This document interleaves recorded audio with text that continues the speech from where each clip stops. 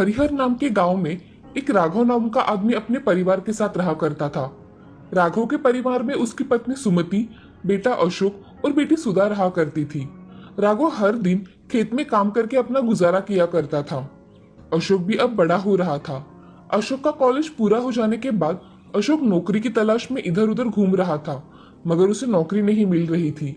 इसलिए एक दिन राघव अशोक से, बेटे, जब तक तुम्हें कोई नौकरी नहीं मिल जाती तब तक तुम मेरे साथ खेत में काम किया करो। ठीक है पिताजी, मैं आपके साथ काम करूंगा। चलो, आज से ही मेरे साथ काम पर चलो। ऐसा कहकर राघव अपने बेटे अशोक के साथ चला जाता है। अब अशोक भी उसके साथ काम किया करता था।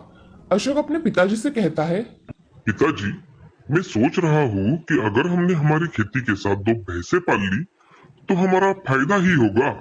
अशोक, तुम सही कह रहे हो, मगर जब तुम्हें जॉब लग जाएगी तब इन भैंसों का कौन करेगा? पिताजी, वो देखा जाएगा। फिलहाल हम भैंसे ले लेते हैं। ठीक है बेटे। राघव अब 2 भैंसे खरीद कर लाता है और भैंसे खरीदने के बाद उन्हें घर जाकर उनकी अच्छी तरह से देखभाल करता है। उसकी 2 भैंसे बहुत दूध दिया करती थी। वो दूध राघव बाजार जाकर बेचा करता था। कभी कभी सुमति दूध का छाछ भी बनाया करती थी। वो छाछ इतना स्वादिष्ट बनता था कि उनके घर के सभी बड़े स्वाद से पिया करते थे। एक दिन उसकी माँ सुमति की तबीयत अचानक खराब हो गई। उन्हें डॉक्टर के पास लेकर गए तो डॉक्टर ने बताया कि जी, उन्हें माइल्ड हार्ट अटैक आया है और उनका हमें जल्द से जल्द ऑपरेशन करना पड़ेगा, नहीं तो उनकी जान को खतरा भी हो सकता है। नहीं नहीं डॉक्टर साहब, उसके इलाज में कोई कमी नहीं रहनी चाहिए। कितना खर्चा आएगा लगभग ऑपरेशन को? खर्चा तो बहुत आएगा, लगभग 5 लाख तक। ऐसा कहकर डॉक्टर वहां से चले जाते हैं। उनके पास उतने रुपए ना होने के कारण वो सोच में डूब गए और पैसे कहाँ से लाए इसके बारे में सोचने लगे। तभी अशोक राघव से, पिताजी, हमारे पास कितने पैसे हैं? सब कुल मिलाकर 1 लाख ही होंगे। बाकी के पैसे कैसे आएंगे अशोक? पिताजी, हम हमारी जमीन बेचकर माँ का ऑपरेशन करवा सकते हैं। वैसे भी इतने पैसे कहाँ हैं हमारे पास? हमें कुछ ना कुछ तो करना ही होगा। पैसे बेचकर कुछ नहीं होगा। हाँ, तुम सही कह रहे हो। मैं अभी सरपंच जी के पास जाकर देखता हूँ। कुछ पैसे अगर उधारी मिल जाते हैं तो अच्छा ही होगा। हाँ पिताजी। ऐसा कहकर राघव सरपंच जी के घर चला जाता है। राघव सरपंच जी से, नमस्ते सरपंच जी। नमस्ते। राघव, आज यहाँ कैसे आना हुआ? सरपंच जी, मुझे पैसों की सख्त जरूरत है। अगर आपके यहाँ से मुझे कुछ मदद मिल जाती तो बहुत अच्छा होता। कितने रुपए चाहिए थे राघव तुम्हें? जी, मुझे 5 लाख रुपए चाहिए थे। मगर इतने पैसे मैं तुम्हें कैसे दे सकता हूँ राघव? तुम एक काम करो, तुम्हारी जमीन मेरे पास गिरवी रख दो और पैसे लेकर जाओ। राघव बड़ी दुविधा मनस्थिति में पड़ गया। उसने आगे पीछे ना सोचकर अपनी जमीन बेच डाली और सरपंच जी से पैसे लेकर अस्पताल में सुमति का ऑपरेशन करवाया। ऑपरेशन होने के बाद सुमति कुछ ही दिनों में स्वस्थ हो गई। उसे स्वस्थ देख सभी खुश थे, मगर अब अशोक और राघव दिन भर सोच में डूबे रहते थे। उनकी खेती भी चली गई थी और कमाने का कोई जरिया अब उनके पास नहीं था। सिर्फ एक भैंसों का सहारा था। उनके भरोसे घर तो नहीं चल सकता था। एक दिन सुधा अशोक से, भैया, माँ कितना अच्छा छाछ बनाती है। हम अगर छाछ बनाकर बेचे तो हमें ज्यादा मुनाफा मिलेगा। हाँ, विचार तो तुम्हारा अच्छा है सुधा, मगर हमारे गांव में छाछ इतनी मात्रा में नहीं बेचा जाएगा। ये शहर में बेचा जाए तो मुनाफा होगा। हाँ भैया, हम ऐसा भी कर सकते हैं। हम शहर में जाकर दिन भर रेडी पर छाछ बेचेंगे। इससे हमें समझेगा कि लोगों को छाछ पसंद है या नहीं। हाँ, मैं कल ही शहर जाकर छाछ बनाकर बेचता हूँ। ठीक है भैया। ऐसा कहकर सुधा और अशोक जल्दी सो जाते हैं और अगले दिन सुधा अशोक को छाछ बनाकर देती है और कुछ दही साथ में लेकर अशोक शहर पहुंच जाता है। एक रेडी देखकर अशोक वो रेडी किराए पर लेता है और उस रेडी पर अपना लाया हुआ सामान रख देता है। पहला ही दिन होने के कारण रेडी पर कोई नहीं आया। उसने शाम होने पर छाछ तो फेंक देना पड़ेगा, इसलिए पूरा छाछ मुफ्त में बांट दिया। छाछ ले लो, ताजा ताजा छाछ ले लो। उसकी बातें सुन आने जाने वाले लोग अशोक के पास जाकर छाछ मुफ्त में पीने लगे। एक आदमी अशोक से, अरे भाई, तुम्हारा छाछ तो बहुत स्वादिष्ट है और मुझे तो यह बहुत पसंद आया है। आज से मैं हर रोज छाछ पीने आऊंगा। जी, जरूर आइए। ऐसा कहकर अशोक सभी लोगों को छाछ देता है। कुछ ही देर में उसका सारा बनाया हुआ छाछ खत्म हो जाता है और अशोक घर चला जाता है। आज उसकी एक भी रुपए की कमाई नहीं हुई थी, इसीलिए अशोक थोड़ा नाराज था। मगर उसने छाछ शाम के समय में फ्री दे दिया। इस वजह से खुश हुए लोग और उसकी छाछ की प्रशंसा करने वाले लोग देखकर अशोक खुश था। अगले दिन अशोक सुबह उठकर अपना सारा काम करके सारी तैयारियां करके शहर निकल जाता है और शहर जाते ही रेडी किराए पर लेकर उस पर छाछ का सारा सामान रख देता है। सुबह होने के कारण अशोक के रेडी पर बहुत कम लोग आते हैं।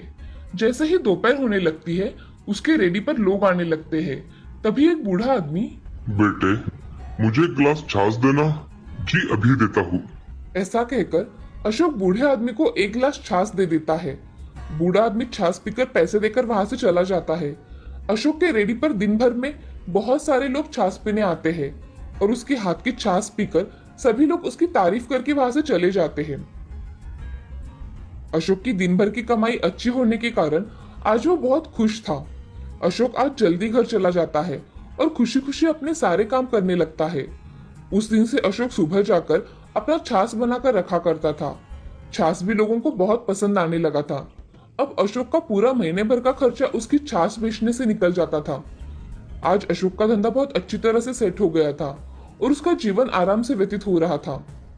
अशोक ने सरपंच जी को दी हुई खुद की जमीन भी वापस ले ली और अपने गांव में खुशी खुशी रहने लगा। अब अशोक का शहर में छाछ का दुकान बन गया था और उसके हाथ की छाछ सभी लोग खासकर पीने आया करते थे। अशोक ने घर के हालात देखकर छाछ का धंधा शुरू किया और आज उस छाछ के धंधे की वजह से वो एक कामयाब आदमी बन गया था। इस कहानी से हमें ये सीख मिलती है कि कितनी भी कठिन समस्या आए उसका हिम्मत से और अपनी सूझबूझ से सामना करना चाहिए। हर समस्या का समाधान होता ही है। सूरत नाम का एक प्रसिद्ध शहर था। उस शहर से हाईवे जाता था। उस हाईवे के साइड में ही एक पप्पू का ढाबा था। वो ढाबा हाईवे के साइड में होने के कारण उस ढाबे पर बहुत से लोग आया करते थे। उस ढाबे का मालिक था रमेश। रमेश खुद के हाथों से पकवान बनाकर लोगों को खिलाया करता था। उसके हाथों में बहुत ही स्वाद था। उसी वजह से उसके ढाबे पर बहुत लोग आया करते थे।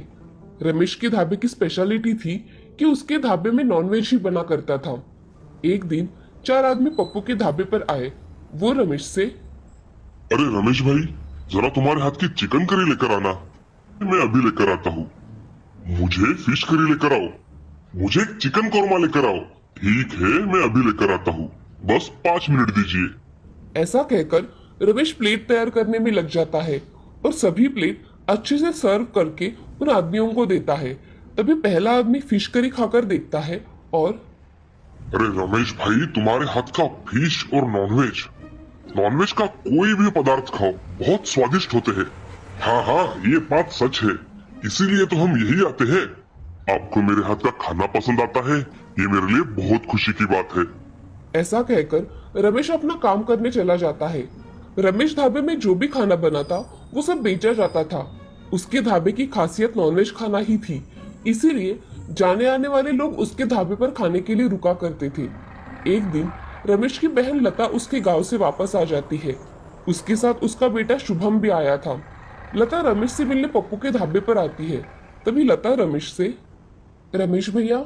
रमेश ने उसकी ओर देखा तो रमेश, अरे लता, तुम यहाँ इतने दिनों बाद आई हो और घर पर नहीं आई। यहाँ ढाबे पर क्यों आई हो लता तुम? भैया, आपको तो पता है कि ये गुजर जाने के बाद मेरे घर के हालात कितने खराब हो गए। शुभम को पढ़ाने तक के लिए पैसे नहीं है मेरे पास और घर में खाने के लाले पड़ गए हैं। अगर आप मुझे काम पर रख लिए तो मेरा घर ठीक तरह से चलेगा। लता, तुम मेरे घर पे रहो ना। तुम्हें किसने नहीं बोला है? नहीं भैया, मैं अब खुद कमाना चाहती हूँ जिससे शुभम को कोई कुछ ना कहे और उसकी पढ़ाई भी अच्छी तरह से हो पाए। ठीक है, तुम्हारी ऐसी ही इच्छा है तो यही सही, मगर यहाँ इस ढाबे पर कोई काम नहीं है। मैं आपके ढाबे पर झाड़ू पोछा करूंगी, आपकी खाना बनाने में मदद करूंगी और बाकी के काम जो भी बच जाएंगे वो कर लूंगी। रमेश थोड़ा मन में सोचता है और लता से, ठीक है, तुम साफ सफाई और ढाबे का कुछ और काम भी कर लेना। इसकी वजह से मैं तुम्हें तनख्वाह भी दे पाऊंगा। ठीक है भैया। लता वहां से शुभम को लेकर चली जाती है। अगले दिन शुभम के साथ लता ढाबे पर सुबह ही आ जाती है। वो ढाबे की झाड़ू मारकर साफ सफाई करती है और थोड़ी टेबल की भी साफ सफाई कर लेती है। तभी वहां रमेश आ जाता है और लता को चपाती बनाने के लिए कहता है। लता तुरंत ही चपाती बनाने का आटा गूंथती है और अच्छी तरह से चपाती बनाती है। वो चपाती बना ही रही थी, तभी वहां रंगा राघव आ जाते हैं। वो रमेश से, अरे ओ रमेश भाई, मुझे तुम्हारे हाथ की स्पेशल चिकन बिरयानी देना जरा। अभी लाता हूँ। और कुछ चाहिए आपको? मुझे एक मटन कबाब देना। जी, अभी लाया। ऐसा कहकर रमेश ढाबे में जाकर उन्होंने दिए हुए डिश की ऑर्डर रेडी करता है और शुभम के हाथ में कुछ प्लेट भिजवाता है और बाकी के प्लेट्स खुद लेकर आता है। तभी रंगा बिरयानी खाकर रमेश से, रमेश भाई, बिरयानी तो बहुत अच्छी बनाई है। इसका स्वाद मुझे बहुत अच्छा लगता है। रमेश उसकी बात पर हंसता है और अपना काम करने चला जाता है। लता शुभम के साथ ढाबे का सब काम खत्म करके शाम के समय उसके भाई से, भैया मैं सोच रही हूँ कि मैं यहीं रह लूंगी। इससे मुझे रोज का आना जाना नहीं करना पड़ेगा और यहाँ कोई खतरा भी नहीं है। ठीक है, जैसा तुम्हें ठीक लगे। ऐसा कहकर रमेश घर चला जाता है। अगले दिन लता सुबह उठकर अपना काम करके ढाबे का काम कर रही थी। तभी एक मनोज नाम का आदमी ढाबे पर आकर, रमेश, रमेश कहाँ है? भैया अंदर है, मैं अभी उनको बुलाती हूँ। ऐसा कहकर लता रमेश को आवाज देती है। तभी रमेश बाहर आकर देखता है तो मनोज होता है। आओ ना मनोज, इतनी सुबह सुबह कैसे आना हुआ? अरे रमेश भाई, मैं 2 दिन तक चिकन और मटन का सप्लाई नहीं कर पाऊंगा। शहर में किसी कारण कल से 2 दिन तक बंद है, इसलिए तुम मेरे भरोसे मत बैठना। यही बताने के लिए आया था मैं। मनोज, अब मैं 2 दिन तक लोगों को क्या दूंगा? मुझे तो मेरा ढाबा बंद ही रखना पड़ेगा। अरे रमेश भाई, तुम्हें पता हो इसलिए मैंने बताया। अब मैं चलता हूँ। ऐसा कहकर मनोज वहां से चला जाता है। तभी रमेश के पास लता होकर पूछती है, भैया क्या हुआ? वो आदमी क्या कह रहा था? वो आदमी कह रहा था कि 2 दिन तक नॉनवेज नहीं मिलेगा। शहर में बंद होने के कारण मुझे चिकन मटन कुछ भी नहीं मिलेगा और इस ढाबे में चिकन मटन के सिवा कुछ बनता ही नहीं। मुझे लगता है कि मैं 2 दिन तक ढाबा बंद ही रखूं।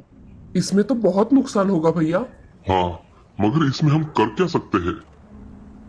भैया मैं पनीर के पकवान बहुत अच्छी तरह से बनाती हूँ, तो हम 2 दिन तक पनीर के पकवान बनाकर बेचेंगे तो? लता, नॉनवेज खाने वाले लोग पनीर कहाँ खाएंगे? भैया वैसे भी ढाबा 2 दिन तक बंद ही रहने वाला है, तो इससे अच्छा मैं पनीर के पकवान बनाकर बेचूं। ठीक है, तुम इतना कह ही रही हो तो कल से 2 दिन तक तुम ही खाना पकाना। मैं बस यहाँ आऊंगा। ठीक है भैया। ऐसा कहकर रमेश घर चला जाता है। तभी दूसरे दिन सुबह लता उठकर पनीर के सारे पकवान बनाना शुरू कर देती है। पनीर बिरयानी, पनीर टिक्का, पनीर कीमा, पनीर करी, ऐसे बहुत सारे व्यंजन उसने बनाए थे। तभी थोड़ी ही देर में 2 आदमी ढाबे पर खाना खाने आए। तभी सुहास रमेश से, अरे रमेश भाई, मुझे एक प्लेट चिकन बिरयानी दो जरा। आज ढाबे पर कोई भी नॉनवेज नहीं बना है, पनीर बिरयानी है। आप चाहे तो मैं लेकर आता हूँ। ठीक है, लेकर आओ, मगर तुम्हारे हाथ के नॉनवेज का स्वाद बहुत अलग है भाई। सुहास भाई, मैं परसों तुम्हें नॉनवेज जरूर खिलाऊंगा, मगर ये 2 दिन तुम पनीर खा सकते हो। ठीक है, लेकर आओ। सबके लिए जो स्पेशल है वही लेकर आओ। ऐसा कहकर रमेश वहां से चला जाता है और पनीर के ढेर सारे पकवान लेकर आता है। एक आदमी पनीर की बिरयानी खाकर देखता है। रमेश, अरे पनीर बिरयानी तो बहुत अच्छी बनाई है। ऐसा स्वाद तो मैंने आज तक नहीं देखा। बहुत स्वादिष्ट है। हाँ रमेश, खाना सच में बहुत स्वादिष्ट है। ऐसा कहकर सभी लोग पनीर के पकवान खाने लगे। ऐसे ही 2 दिन बीत गए। पनीर के पकवान अच्छी तरह से बिके थे। ये देख रमेश और लता खुश थे। उसके अगले दिन रमेश अपने ढाबे पर नॉनवेज बना रहा था। तभी एक राजेश नाम का आदमी आता है। वो रमेश से, मुझे पनीर बिरयानी और पनीर करी चाहिए। अरे भाई, आज नॉनवेज बनाया है, आपको उसमें से क्या लाऊं? एक बार बोल दिया ना, मुझे पनीर बिरयानी और पनीर करी ही चाहिए। ये सुन रमेश को गुस्सा आया और वो राजेश से, अरे उस दिन नॉनवेज नहीं था इसलिए पनीर बनाया था। यहाँ हर रोज पनीर नहीं मिलेगा, समझे? तुम्हें दूसरा खाना चाहिए तो बताओ। ऐसा कहते ही राजेश रमेश से, मुझे पनीर बिरयानी ही खानी थी। मुझे अब तुम्हारे ढाबे का कुछ नहीं खाना, समझे? ऐसा कहकर राजेश वहां से चला जाता है। ये सब देख रमेश बहुत गुस्से में आ जाता है। रमेश के मन में लता के बनाए हुए पकवानों से ईर्ष्या होने लगती है। एक दिन लता रमेश से, भैया शुभम को सुबह से खांसी और तेज बुखार है, मुझे इसे अस्पताल में लेकर जाना है। आप मुझे कुछ पैसे दे दोगे इसे अस्पताल लेकर जाने के लिए? तुम यहाँ 2 वक्त का खाना खाती हो और यहाँ रहती हो, वो क्या मुफ्त में आता है क्या? भैया मैंने आपसे 2 महीने में 1 रुपया भी नहीं मांगा और आप ऐसा कह रहे हो? यहाँ खाना छत ऐसे ही नहीं मिलता। तुम मेरी बहन हो इसलिए मैं चुपचाप हूँ, नहीं तो धक्के मारकर इस ढाबे से बाहर निकाल दिया होता, समझी? भैया आप कुछ ज्यादा ही कह रहे हो। मैंने तो सिर्फ आपसे कुछ पैसे मांगे हैं और आप मुझे इतना कह रहे हो? तुम अभी के अभी मेरे ढाबे से निकल जाओ, मुझे कोई जरूरत नहीं है तुम्हारी। ठीक है भैया मैं जा रही हूँ। ऐसा कहकर लता शुभम को लेकर वहां से चली जाती है। लता बहुत रोती है मगर रमेश पे उसका कोई असर नहीं होता। लता गांव में चली जाती है। तभी एक संजय नाम का आदमी लता को ढूंढते हुए आता है। संजय लता से, जी आपका नाम लता भाभी है ना? आप राघव भैया की पत्नी हो ना? हाँ मैं ही लता हूँ, मगर आपको मैंने पहचाना नहीं। मैं राघव भाई का मित्र हूँ। मैंने उनसे 50,000 रुपए उधार लिए थे। अब मेरे पास पैसे आए हैं तो सोचा आपको वापस कर दूं। मैंने आपको बहुत ढूंढा भाभी, मगर आपका कहीं पता ही नहीं था। अब आप मुझे दिखाई दी हो। भाभी ये लीजिए आपके 50,000 रुपए। मुझे पैसों की सख्त जरूरत थी भाई साहब। भाभी आपको कोई भी जरूरत हो आप मुझे बेझिझक कह सकती हो। जी भाई साहब। ऐसा कहकर संजय वहां से चला जाता है। तभी लता उन्हीं में से कुछ पैसे लेकर शुभम का इलाज करवाती है और संजय को रमेश ने उसके प्रति किया हुआ व्यवहार बताती है। तभी संजय की मदद से लता एक होटल खोलती है। वो रमेश के ढाबे के सामने ही होता है। अब लता उसके होटल में पनीर के विविध पकवान बनाती है और बेचने के लिए रखती है। तभी बहुत से ग्राहक उसके होटल में खाना खाने के लिए आ जाते हैं। तभी ये देख रमेश बहुत गुस्सा हो जाता है। इस लता ने मेरे ढाबे के सामने ही होटल खोला और मेरे कस्टमर भी उसी के होटल में खाना खाने जाते हैं। ऐसा कहकर रमेश गुस्से से घर चला जाता है। लता बहुत मेहनत करके अपना होटल अच्छी तरह से चलाती है और लता को उसमें कामयाबी मिल जाती है। लता के होटल की तरक्की देख बहुत से लोग उसके होटल में खाना खाने आया करते थे। उसने अपनी जैसी बेसहारा औरतों को भी मदद की। अब इस तरह से होटल चलाकर वो अपना गुजारा किया करती थी। इस कहानी से हमें ये सीख मिलती है कि कठिन परिस्थिति में हमेशा धैर्य से काम लेना चाहिए और अपना काम पूरी निष्ठा के साथ करना चाहिए।